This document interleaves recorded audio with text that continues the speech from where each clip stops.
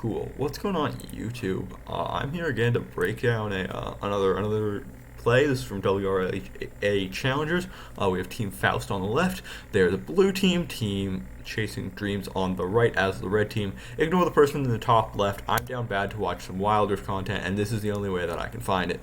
So we're going to talk about a cool use of pings today, and how blue team here does a really smart play in understanding what the enemy wants and why they want it, and then using that play to make a counterplay and collapsing on the top side of the map. So, first of all, let's talk the setup here, right? You can see number one, a few things had happened just beforehand.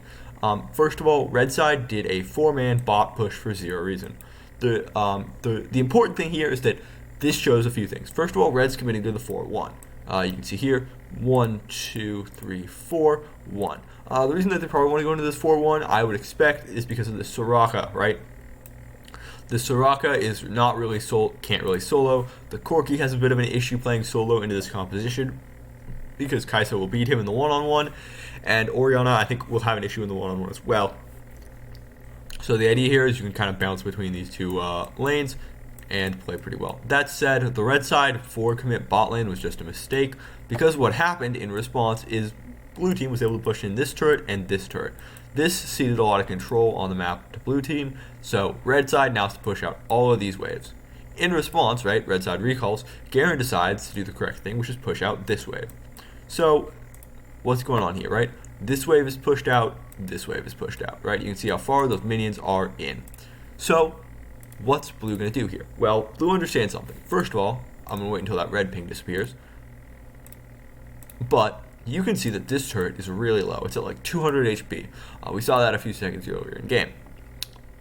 So what blue understands is, because red side just did that 4-man bot onto this turret, they're going to recall. Well, they're going to go for the easiest objective available. And what is the easiest objective available? This top turret. So that's why everybody on blue side is rushing towards the top turret. And you can see this with the pings from Zeri and with the pings from Garen, right? He's pinging this out. So we're going to advance a little bit further forward. You can see they're still pinging, and this is a good way to notice something, right? First of all, blue has recognized, A, they want this turret on red side, and B, that they're going to be somewhere in this area. You can see that's why the pings are coming through. They've also seen a few other really important things. First of all, this Corki right here is on wave, right? He's sitting on this board. There's a bunch of minions right here. They can see him. Same with the Fiora, right? They know the Fiora is here. And since these waves are pushed out, they can't do anything, right? Because Fiora's over here clearing this minion wave, she's going to have to clear this minion wave. So she's going to take a long time to get all the way over here to get to this turret to start hitting it, right? And the second thing is Corki's right here, so he's going to have to push this in a pretty good amount, not a ton. But since this is so close and Garen has such a fast movement speed with his Q, he can probably rush to this area before Corki can actually start hitting the turret and doing a lot of damage to it, is what they're thinking. So, what's going to happen? Well, you can see something interesting here, right? First of all, the Volibear doesn't get pinged on the scan, or at least it looks like he doesn't. We will just rewind 5 seconds real quick. So you can see here, Zeri's going to hit the Honey Fruit, and you can see Volibear actually stands outside the brush. It looks like he doesn't actually get pinged on the scan. That said, Soraka does. So when you know this, you can see this. They probably expect Orianna to be in this area as well. And that's why they're going to make the play they make. Nautilus, not knowing, right, walks past the Volibear. You can see him right there. Nautilus walks past him. He hooks onto this area is what I would expect. We obviously can't see it because it's in the minimap, but given the Nautilus move speed, I think he probably hooks from here to here, starts walking this direction, trying to get a flank off onto this Soraka. That said, you can see that both Vi and Zeri are going to jump over this wall. Volibear is going to try to make a play. But what's really good here is the Zeri jumps over, and she's protected because the Vi, right? The Vi is going to pop ult once the Volibear tries to get onto her. And then afterwards, they're just going to continue the fight. See here, the Zeri is already really strong this game because she got a bunch of kills earlier. She is a benefactor, I think, of 4 or 5 kills in this game already. So she's going to get killed. So now at this point, it's a 1-for-1, right? You got one down here and one over here. But you can see very low here. She's about half health. And even though that Vi is also very low, they're going to continue to push in. The Kai'Sa is going to get the snipe here. And you can see the other thing that's really, really important here is the Fiora is just now arriving on the play. This is a really good example of why wave states are important and why when you're playing you need to make sure how you're paying attention to the wave state. Because the other thing that I want to point out is this play is caused by, we're going to rewind a little bit. I talked about the 4-man bot dive earlier, right? So let's look at this play now and why this play, right? Because you saw how the red dive, or how the blue 4-man dive worked out really well, and red wasn't able to get anything out of it, right? They only got a singular kill. They didn't get any sort of turrets. So why does the blue 4-man dive work so differently than the red 4-man dive? Well, I'm here to show you. So let's talk about it.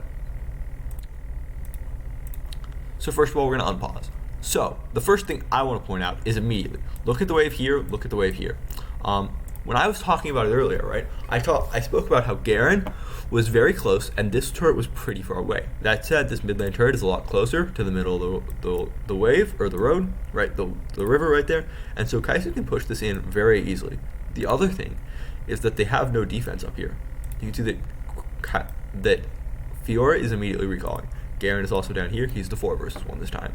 So, first of all, a few big differences, right? First of all, there's already one person on this solo lane, right? And there's only one person down here. So even if they do get this kill in this turret, that's only 500 gold. Versus if blue side gets, say, this kill and this turret, that's 500 gold as well. If they get the kill, the turret, and the other turret, this turret, that's 700 gold, which is a 200 positive play for blue. So what's going to happen? Well, we'll see. Fiora's actually going to commit to the recall. This is really bad because, as you can see, the wave is coming in right now. You can see that also they're pinging out onto this mid wave. A very good use of pings again. Pings are really good for communicating without having to use and clutter up your communications with your teammates. I think it's a skill that's very underutilized in Wild Rift. So you can see here, they immediately see, oh, there are 4 people bot. Garen's going to back off. They're going to push these 2 waves. So what's going to happen? Well, you're just going to go down 200 gold. Because as long as the Garen doesn't die, it's a positive play. Because you see they get this turret. They get some damage onto this one. They decide to back off. And then they get this top turret as well. So really, it was just 2 turrets for 1. And again, the difference here is the wave states, right? Because the waves were coming in to this middle area as Fiora recall, which allowed the Zeri to get that quick, easy push into this and then get the turret. Same thing on that mid lane, right? Versus if we fast forward a little bit further, this is the play that's happening right now. Look at when they're creating the play, first of all, where the waves are, right? Look at how far they're pushed up, right? Again, I highlighted this earlier, but I want to highlight it again because it's really important, right? Right here and right here. And then as they make the play, look at how far the waves get to their turret, right? They only get halfway to the turret. They don't even get within turret range. So overall, just a really good play that I think was really cool and that I wanted to highlight.